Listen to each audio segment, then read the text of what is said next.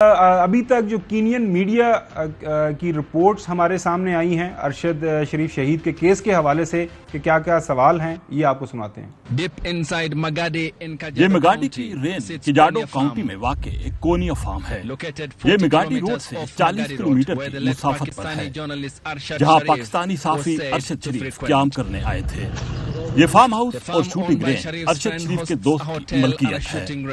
यहाँ काम करने वाले मुलाजिम के मुताबिक पूरा दिन गुजारने के बाद अरशद शरीफ 23 अक्टूबर की शाम अपने दोस्त खुर्रम अहमद के साथ कोनिया फार्म से रवाना हुए।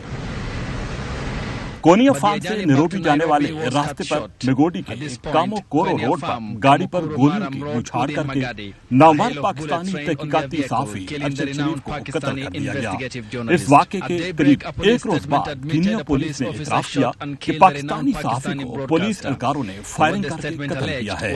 पुलिस ने इसे शनाख्त में गलती का मामला करार दे दिया। 50 साल साफी वकुआ के वक्त जिस गाड़ी पर सवार थे उसका रजिस्ट्रेशन नंबर KDG 200M है। गाड़ी के सीरीन पुलिस स्टेशन में मौजूद है। पाकिस्तानी साफी के कत्ल ने बेपनाह सवालात को जन्म दिया है। क्या पुलिस ने गाड़ी को रोकने की कोशिश की थी और क्या कार सवारों ने हुक्म मानने से इनकार कर दिया था? जब कार सवारों ने पुलिस पर फायर नहीं खोला तो उन पर पुलिस ने क्यों फायरिंग कर दी? पुलिस ने गाड़ी रोकने के लिए उसके टायरों में गोली मारने की बजाय कार सवारों पर गोली क्यों चला दी? पुलिस ने ड्राइवर की बजाय सवारी को निशाना क्यों बनाया? पुलिस ने क्योंकि जब मुबैना तौर पर छीनी हुई गाड़ी में मगवी बच्चा भी मौजूद था। ऐसा क्या हुआ जो इस गाड़ी से मुतल्लिक शनाख्त में गलती का सबब बना? पुलिस को गाड़ी के नंबर KDJ 700F और KDG 200M में गलतफहमी कैसे हो गई? जो गाड़ी छीनी गई थी उसका रंग और मॉडल क्या था?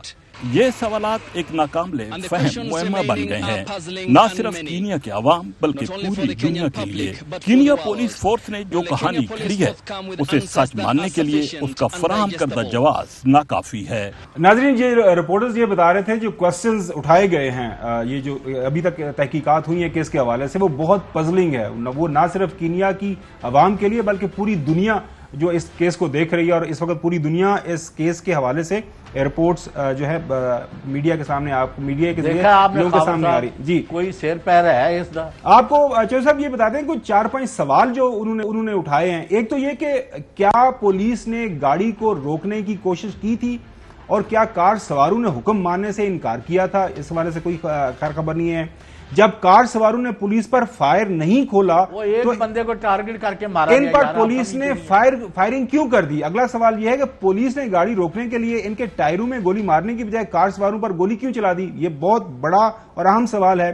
पुलिस ने ड्राइवर की बजाय जो है सवारी अरशद शरीफ साहब जो पैसेंजर थे, पैसेंजर सीट पे बैठे थे, उनको निशाना क्यों बनाया?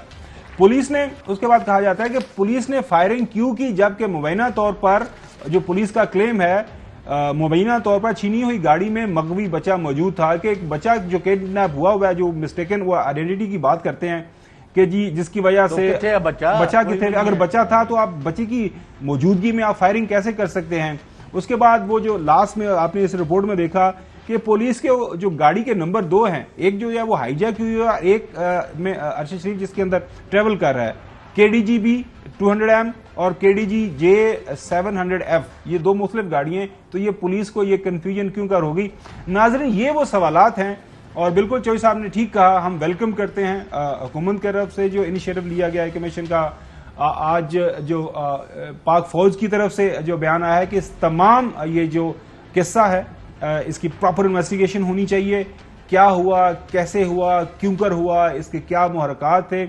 आज नाजरीन, जब प्रेसिडेंट डॉक्टर आरिफ अलवी साहब मिलने गए सोगवार फैमिली को, खानदान के पास मौजूद थे अरशद शरीफ साहब की वालिदा साहिबा, उनकी मिसेस, उनकी बेटी, उनके बच्चों ने एक ही डिमांड की, वो था इंसाफ। फ्री एंड फेयर इन्वेस्टिगेशन कर दी जाए ताकि सारे हकायक लोगों के सामने आ जाएं। अरशद शरीफ मुल्क से क्यों बाहर गया, UAE गया, UAE से आगे क्यों गया, वो क्यों कर भागता फिर रहा था? जी चौधरी साहब। अजीब व गरीब वाक़यात हैं। एक बड़े मुल्क का जो है सफ़ीर पाकिस्तान में आने से पहले वो कीनिया में था। इस वाक़या से पहले अमरीकी वज़ीर ख़ारजा ने कीनिया के फ़ोन किया है वहाँ वाकयात कोई यानी it is not adding up. 2 + 2 4 नहीं हो रहा। हमें हमारे साथ घपला हो रहा है। हमारे सिंह जैसे जवान को शहीद किया गया है और कोल्ड ब्लडेड मर्डर किया गया है। जिसने भी पैसे दिए हैं, लिए हैं, बंदे तैयार किए हैं कत्ल के लिए, उनके गले में रस्सा पड़ना चाहिए। हमारी ये रिक्वेस्ट है। जी नाज़रीन, अमेरिका की तरफ से भी एक बयान आया है कि ये जो सारे के सारे एक सैड इंसिडेंट हुआ है, इसकी इन्वेस्टिगेशन होनी चाहिए। सुनिए जरा।